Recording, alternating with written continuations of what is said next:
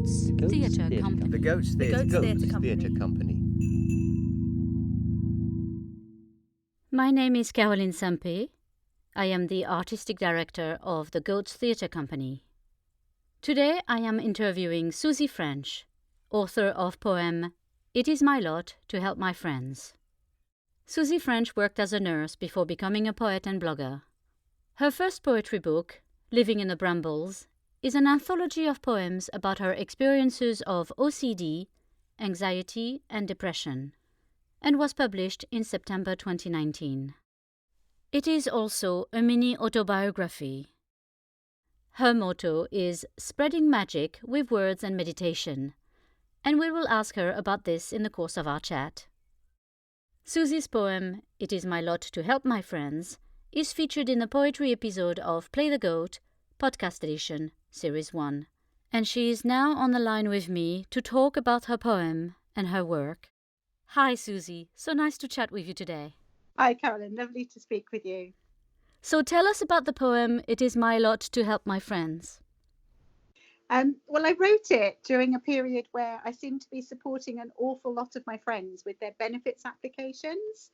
And I was a trade union officer for several years, so it was part of my sort of job role at one point. So I've got some skills there. But what really struck me was that people with disabilities, including myself, we spend a lot of time trying to focus on the good things in our lives so that we can enjoy ourselves and get on with things. But when you do applications for benefits, they make you focus on the worst parts. So you have to relive your worst day of whichever condition you're living with. And that actually is something that is very painful for people to do and something that we try and avoid in the main. So yeah, it just sparked me to go off and write the poem about my frustrations, really. That's really interesting. I didn't realize they were asking you that question. I totally understand the sentence in the poem now. Do they get you to do this without the help of a specialist in attendance or someone to help you with this? A lot of people will do it on their own, and a lot of people don't get benefits because they don't know how to phrase the responses to the forms and things that you have to fill in. And a lot of people do, like I said, focus on what they can do. They don't like to focus on what they can't do, but the can't do's are the things that have to go into the application so that the government can realise what restrictions you have with your various disabilities. How can we heal and grow and play when we keep repeating our worst day? So are there any organizations that could help you with filling in the form? It's very sporadic. There's the Citizens Advice Bureau. My brother suffers with mental health conditions and he's had some very good support from them, but they're mainly volunteers, and different areas of the country you might not get somebody who can do that for you. There's an awful lot of people, like I said, by the nature of, especially with mental health conditions, that are on their own and don't like to go and ask for help from other organisations. One of the things that myself and my daughter really want to do, if we ever are lucky enough to earn enough money, is to set up a charity to actually help people to do that who are on their own, because we're very aware of people missing out on benefits effectively because they haven't got the voice. Actually, I'm calling her my daughter. I don't have a biological daughter. We sort of adopted each other. We're friends, and she's actually the daughter of a friend with mental health problems. It is my lot to help my friends when DWP letters do descend. I do it for myself and my friends and my family, but there are people who don't have anybody to help them, and they might live in an area where the Citizens Advice or the sort of voluntary organisations don't have the support mechanisms there for them. And it would be nice to have somewhere where people could go to get some free support and help with putting their applications in. And I actually have no doubt that people have actually committed suicide through not getting these benefits, because it really is a horrible process to go through, and you're going through it a lot of the time with a mental health condition, and it's making it worse, and it's making it focus on the worst aspects of your disability. Sorry, I'm getting on my soapbox a bit here, but it just really frustrates me that often these conditions are long-term conditions that aren't going to change an awful lot over time, but you have to, every year you have to rock up and have an interview and tell them about your condition, and you feel like saying, but you know what my condition is and you know it's not going to improve, so why do I have to keep focusing on it? See, I thought that it would be the job of your GP to actually fill in a part of the form to actually confirm. That's the sensible thing, is to contact either your general practitioner or your consultant, because a lot of us are under hospitals with consultants, and it would be so easy for the consultant just to say, you know, Suzi's condition is X, Y, and Z, and this is what it means to her, and they would have that information with no dispute. It almost feels like I tell you what it feels like. It feels like they have limited resources and they're trying to exclude people from the system. Yeah, that's logical, isn't it? If you think about the finite amount of finances that any government might have. Why won't they let us have our say? The game is fixed to turf us out. Their fixed agenda is what it's all about. So, as a nurse yourself, and especially in today's world of COVID-19, do you think we do enough to help medical staff deal with work-related stress? No. I think the resources are just not there. And for my own part, when I was starting to have my mental health issues, I went to see my GP, and he blatantly said to me, I can't offer you anything at the moment, he said, because you're not at risk of harming yourself or anybody else, and you're not at the complete breakdown stage. So this was probably 6 months before I ended up having my breakdown. So the resources aren't there to treat people at the time that they need them. You have to go all the way to having a breakdown before you can access services. And there's nothing extra for people in the health service. So it is, at the best of times, let alone COVID, it's a very stressful occupation to be in. And there isn't any proactive support for the staff working within that system. Do you think this is something that could be added with education of, I mean, obviously now they are so overstretched, but in better time, do you think this is something that could be addressed by educating managers and people in charge of NHS trusts? I'm not so sure it's a problem with them not knowing that the problem is there. It's again comes down to resources. And resources, there's very much a postcode lottery in this country, and not everyone can get access to good resources.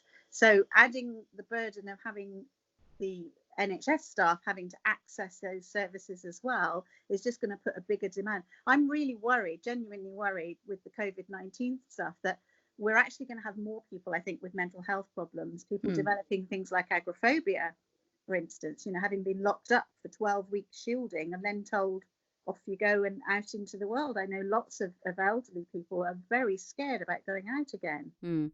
I wonder how people dealt with World War II and World War One. I mean, most probably World War II, because that came home in England. Obviously, coming from France, we had it at home both times. But I wonder how people dealt with their stress at that time. When I see what we're going through, which is absolutely nothing compared to World War II, I wonder how they carried on dealing with life. I wondered that as well, because my husband's mother was French, and she was actually in Paris during the German occupation, and then had to get out of Paris and tell stories of walking along the roads with the German bombers coming overhead. And yes, when she was telling these stories, I used to listen and think, how did they cope at that time? But they had no choice, really. I mean, there was. We are very lucky nowadays in that we have some resources, but back then it wasn't even spoken about, things like mental health issues particularly. It's fine if you had a physical, but not so much the mental side. They do say that it takes a couple of generations to actually calm down, and I do see the reason now why my mother and grandmother behaved in certain ways from being occupied, from having the Nazis, you know, in the house, and being very worried about what people say, and so it does make sense. And I wonder how this COVID is going to affect us on a long-term basis. Even, forget about the medical issues, which are, we're still dealing with and we're still learning about. But the mental aspect of that is going to be quite difficult to deal with, I think. Yeah, I think that there's certainly going to be some good things coming out of it, because I think some of the people that was, I think back to my time when I was working full time, and I worked 12-hour days.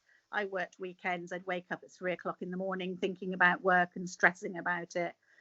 Some of those people have been forced to stop and slow down and actually see and enjoy time with their friends and family. So there'll be some good things coming out, but there'll also be the negative things about being, worried. And so, yeah, it will be interesting times ahead, I think.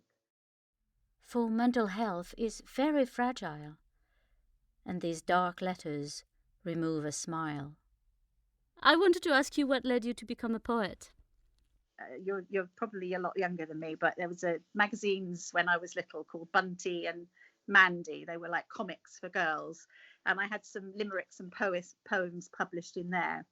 But I had a father who wasn't very supportive of people going into the arts or writing, and sort of told me to go out and get a proper job, which is why I ended up in nursing. So I sort of put that to one side. And then when I started to reassess my life after my mental health breakdown and look at things, I went back to my writing. And poetry I particularly like, because it's fairly quick and simple and very easy to get your message over quickly.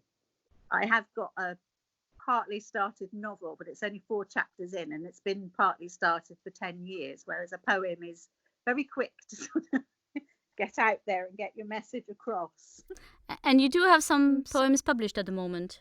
I see that you have a book on Amazon. I had my first poetry anthology published. I self-published it. It's a little bit of my story, and then it's also some of my poems to do with my experiences of OCD, anxiety and depression. And tell us about your blog and your fabulous motto, spreading magic with words and meditation. My blog was just about getting some more of my message out there. I'll be honest with you, when I published that first book, and it's a very small book deliberately, because I was very nervous about whether people would want to listen to what I had to say. And the blog is just more of my message to put out there. I was so pleased when I put the book out on Amazon, and I really thought, because I was doing a lot of business networking at the time, that it would be one of my pals that would write me a lovely 5-star review that said how wonderful I was. But actually, my first review on Amazon was from a complete stranger who said that she had loved my book, wished it had been longer, and it reassured her that other people felt the same way she did, and that they could go on to be happy. And that really was one of the main things why I did the book. And I was so pleased about that. And it spurred me on to think I need to go on and write book 2, which hopefully will be a bit longer now I realise that people do want to listen to what I've got to say. So is this what you're doing at the moment? Yes, yeah. And I also, during lockdown, I've started doing a meditation group on a Saturday, which I've enjoyed doing various meditations, and I've been on a retreat once as well. And I thought I'd quite like to do that, but I love all things to do with fairies and unicorns and magic, and I decided I was going to do one that was focused on that. So I've got a free sort of Zoom online version of it going, and I really hope that post lockdown I'll be able to actually get some people together face to face, because that's my preferred model of working. And do a little meditation group together and just have a bit of fun and spread a bit of magic. So using visualization then?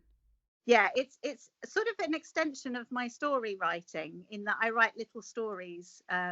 We've had a dragon one, we've had one where we've gone flying on some Pegasus up through the clouds and above the clouds, and it also involves a little bit of Reiki, because I've done my part 1 Reiki training. So various bits and pieces come into it. It's quite fun. I'm enjoying it probably more than the people that are doing it with me, but we're having fun together. So you're carrying on your caring profession in a different manner. Absolutely, yeah. I mean, when I had to give up my nursing, it was sort of like, what am I going to do now? Because it's part and parcel of who I am, and this is me just trying to spread my magic in a different way. And it seems to be going down quite well, so I think I'll carry on doing it. That's wonderful. So my last question to you would be, what is your proudest moment as a poet? I think my proudest moment would be the day I opened the package from Amazon that had the copies of that book. And I'm getting goosebumps just talking to you about it now, but you have no idea what it feels like to hold something in your hand, especially when you've been going around to writers' groups for quite a while now with nothing to show as a published author.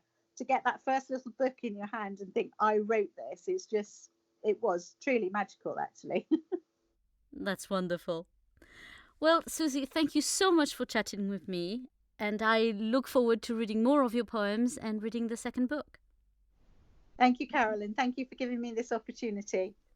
You can hear Suzi's poem, It Is My Lot to Help My Friends, on our poetry episode, available on your favorite streaming platform. Just look for Play the Goat, Podcast Edition, Series 1. Living in the Brambles, Suzi's first book, is available on Amazon. You can join Suzi on her website at www.suzimagic, that's Suzi with a Z.com, where you will find the links to her Facebook page and her meditation group. We would love to hear from our listeners.